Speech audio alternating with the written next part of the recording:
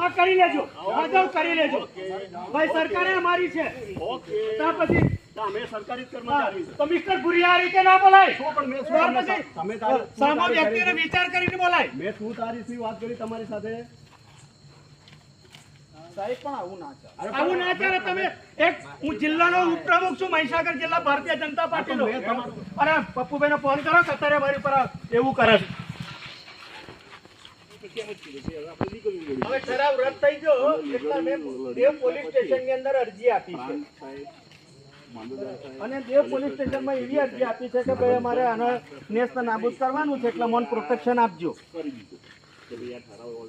અમે સાહેબ અત્યારે દેવમાંથી પોલીસ આવીને કે ભુરિયા સાહેબ છે, તો એ મારી પાસે ગમે તેમ બોલે છે સાહેબ. ગમે તેમ બોલ્યો જ નથી મેં તમને. હા, એ ભુરિયા સાહેબ છે ને સાહેબ, એ અમને ગભરાવા માટે 8-10 પોલીસ વાળા લઈને આવીને